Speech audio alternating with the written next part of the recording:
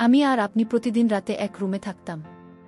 কিন্তু মাঝে মধ্যে প্রায় লক্ষ্য করতাম আবু গভীর রাতে ঘুম থেকে উঠে অন্ধকারে কোথায় যেন চলে যেত। আবার 2 থেকে 3 ঘন্টা পর সেখান থেকে এসে চুপি করে আমার পাশে শুয়ে পড়ত। কিন্তু যখন আপু আমার পাশে এসে শীত, তখন আপুকে খুব পরিশ্রমী এবং ক্লান্তির মনে হতো। মনে হচ্ছে কোনো পরিশ্রমের কাজ করে এসেছি। একদিন আমি ঘটনাটি রহস্য জানার জন্য আপু যখন গভীর রাতে অন্ধকার রুম থেকে বেরিয়ে যায়, তখন আমি সেই ঘটনা রহস্যই জানার জন্য আপুর পিছন গেলাম। আমি দেখতে পেলাম আপু আস্তে আস্তে করে বাড়িওয়ালা রুমে প্রবেশ করেছে। তারপর আমি ভাবলাম, দেখি আপু বাড়িওয়ালার সাথে কি করে, তাই ঘটনাটি জানার জন্য দরজার পাশে কান পেতে দাঁড়িয়ে রইলাম। একটু পর যা শুনতে পেলাম তা শুনলে বন্ধুরা তোমাদের মাথা গরম হয়ে যাবে। বন্ধুরা, গল্পটি অনেক ইন্টারেস্টিং। আশা করি তোমরা পুরো গল্পটা শুনবে। তবে গল্পটি শোনার পূর্বে বন্ধুরা, তোমাদের নিকট আমার ছোট একটা অনুরোধ, তোমরা দয়া করে আমার চ্যানেলটি সাবস্ক্রাইব করে আমাকে সাপোর্ট করবে। হ্যালো বন্ধুরা, আমি নূরজাহান নূর। কেমন আছো তোমরা সবাই?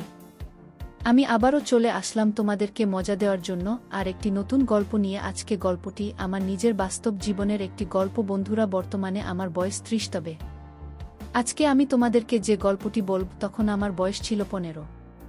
ছোটবেলা থেকেই আমাদের বাবা মারা যায়। আমাদের কোনো ভাই নেই, আমরা 2 বোন। মা অনেক কষ্ট করে আমাদেরকে বড় করে তুলেছেন। কিন্তু দুঃখের ব্যাপার হলো, যখন আমার বয়স 12 কি 13 হবে এবং আমার বড় বোনের বয়স 15 থেকে 16 হবে, তখন আমার মা ও মারা যায়। আর এদিকে আমাদের পারিবারিক অবস্থা খুব একটা ভালো ছিল না, যে কারণে আমরা এলাকার কিছু মানুষের সহায়তায় চলে আসি আমাদের গ্রামের বাড়ি থেকে ঢাকা শহরে কাজের সন্ধানে। আমার বড় বোনের নাম শিমুল। আমি আর শিমুল আপা আমাদের এলাকার এক আত্মীয়র বাসায় এসে উঠলাম। কিন্তু ঢাকা শহর, কেউ কাউকে এক বেলা খেতে দেবে, কিন্তু থাকার স্থান দিবে না, দেওয়াটা কষ্টকর হয়ে যায়। ঢাকা শহর আজব শহর। মানুষের বসবাসের জন্য সামান্যটুকু জায়গা দিবে, এটা কেউ চাইলেও দিতে পারে না, কারণ এখানে বসবাসের জায়গা খুবই সীমিত। আমি এবং আমার বড় আপু শিমুল আপুকে নিয়ে আমাদের এই আত্মীয়ের বাসায় খুব কষ্ট করে 2 দিন রইলাম। 2 দিন থাকার পর আমরা কি করব বুঝতে পারছি না। আমাদের হাতে তখন অল্প কিছু টাকা ছিল, যা দিয়ে আমরা কোনো রকম চলতে পারতাম। কিন্তু বাসা ভাড়া নেওয়ার মতো টাকা আমাদের কাছে ছিল না তখন। আমি আর শিমুল আপু খুব চিন্তায় পড়ে গেলাম।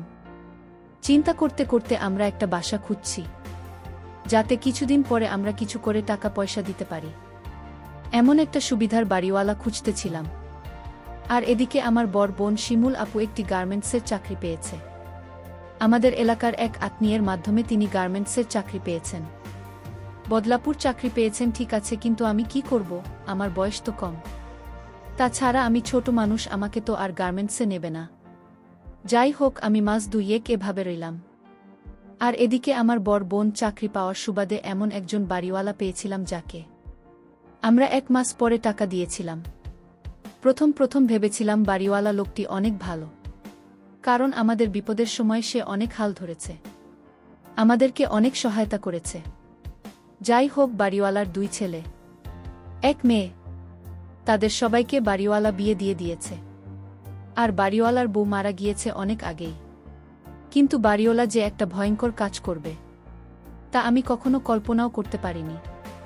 আমার বড় বোন শিমুল আপু ইদানিং তাকে খুব রোমান্টিক মনে হচ্ছে। কিন্তু আপুকে কেন এরকম রোমান্টিক মনে হচ্ছে তা কিন্তু আমি কিছুতেই বুঝতে পারছি না। আমি আর আপু একদিন একসাথে শুয়ে রইলাম রাতে, কিন্তু মধ্যরাতে কিসের যেন সন্দেহে আমার ঘুম ভেঙে যায়। ঘুম থেকে উঠে দেখি আপু আমার পাশে নেই। আপু আমার পাশে নেই।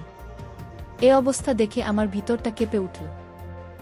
মনে ভাবতে লাগলাম, কোথায় গেল আমার আপু। আমাদের কিছু ঘর, নিজের রুম সহ খুব ভালো করে সব জায়গায় খুঁজলাম, কিন্তু কোথাও আপুকে পেলাম না। শুয়ে মনে চিন্তা করতে লাগলাম, তাহলে আপনি গেল কোথায়। রাত যখন 3টা থেকে 4টা বাজে, তখন আমি দেখতে পেলাম আপু কোথায় থেকে যান আমাদের রুমে প্রবেশ করছে। আপু আসতেই আমি জিজ্ঞেস করলাম, আপু কোথায় গিয়েছিলেন এত রাতে? আমি তোমাকে অনেক জায়গায় খুঁজছি, কিন্তু পাই নাই। কোথায় গিয়েছিলে আপু, বলো না। আপু কোনো কথা না বলে একবারে চুপ করে রইল। চুপ করে শুয়ে পড়ে ঘুমিয়ে পড়ল। আর এদিকে আমি মনে মনে চিন্তা করতে লাগলাম, আমার আপু তো এমন ছিল না।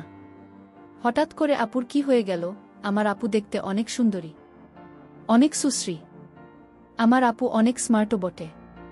পরের দিন সকালে উঠে আপু একবারে রেডি হয়ে আবার গার্মেন্টসে কাজের উদ্দেশ্যে চলে গেল। আর আমার বয়স কম হয়, আমি তো আর গার্মেন্টসের চাকরিতে ঢুকতে পারছি না।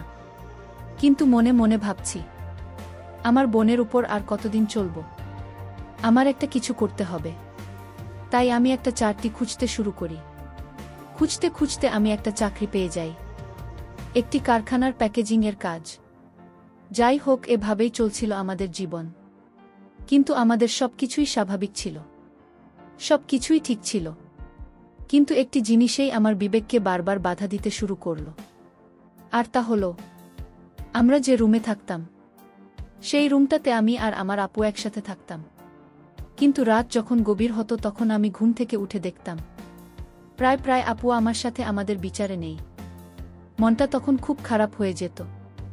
এ ব্যাপারে আপুকে জিজ্ঞেস করলে আপু কোনো কিছু বলতো না। ব্যাপারটা আমার কাছে খুব রহস্যজনক মনে হলো। যেখানে আমার নিজের আপন বড় বোন রাতের অন্ধকারে কোথায় যায়, আমি ঘুম থেকে উঠে দেখি আমার পাশে নেই। একদিন আমি ভাবলাম আপু কোথায় যায়, কি করে, এই রহস্যটা আমাকে জানতেই হবে। আমি একদিন ভাবলাম যে আজকে সারারাত ঘুমাব না, কিন্তু ঘুমের ভান ধরে পড়ে রইব। দেখবা আমার বড় আপু কোথায় যায়। রাত যখন 1-2টা বাজে, তখন দেখলাম আপু আস্তে আস্তে উঠে দরজা খুলে কোথায় যেন যাচ্ছে। আমিও চট করে উঠে গেলাম। উঠে আপুর পিছু নিলাম। এমনভাবে পিছু নিলাম যাতে আপু কোনোভাবেই বুঝতে না পারে যে আমি তার পিছু নিচ্ছি। আমি দেখতে পেলাম আপু আস্তে আস্তে করে আমাদের বিল্ডিংয়ের 4 তলায় গেল। আমি ভাবলাম আপু 4 তলায় কি করে? এখানে তো বাড়িওয়ালার থাকে, আর বাড়িওয়ালার বাসায় তো কেউ নেই। বাড়িওয়ালা শুধু একলা ছেলে মেয়ে সবাইকে বিয়ে দিয়েছে। তার বয়স প্রায় 55 থেকে 60-এর মতো হবে। বাড়িওয়ালার বয়স যদিও একটু বেশি, কিন্তু সে দেখতে এখনও অনেক শক্তিশালী পুরুষের মতো। আর তাছাড়াও বাড়িওয়ালা শরীরের প্রতি খুব কেয়ার করে। তাদের কোনো অভাব নাই তো।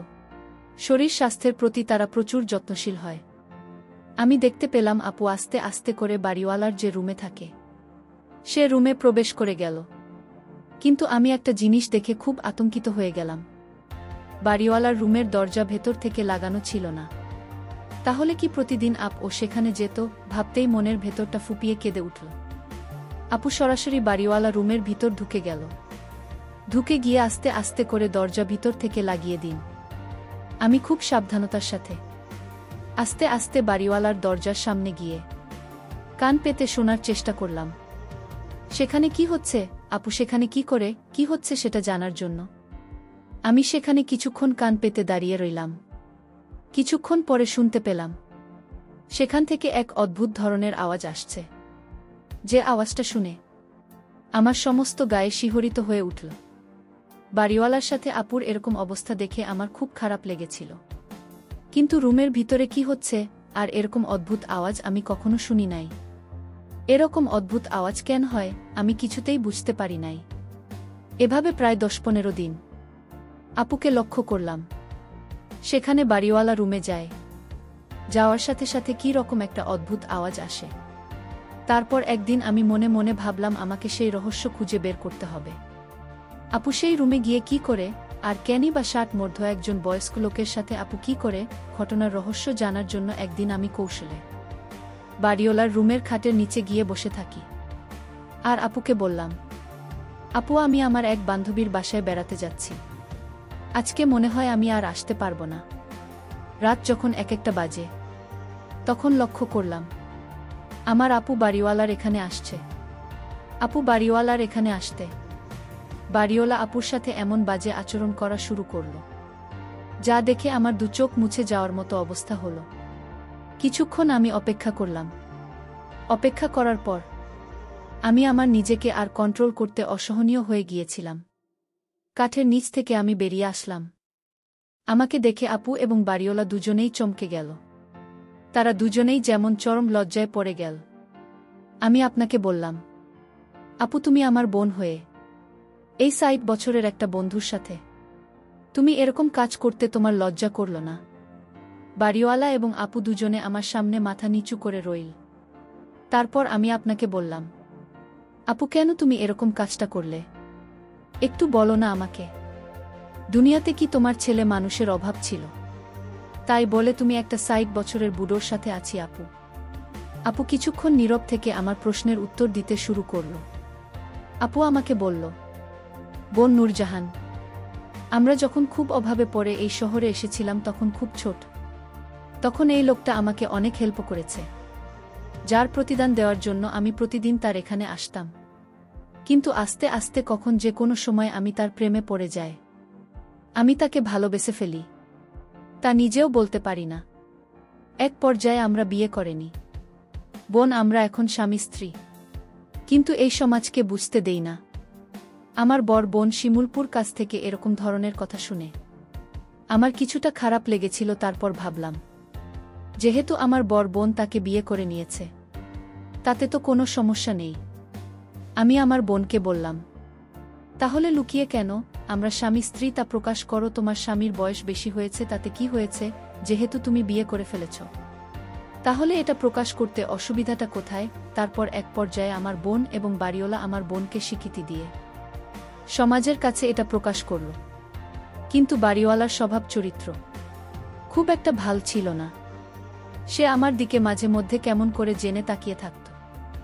আর সবচেয়ে বড় কথা হলো, যখন আমার আপু তাদের বিয়ের কথা প্রকাশ করে, তখন থেকে আমি আপনাদের বাসায় থাকি।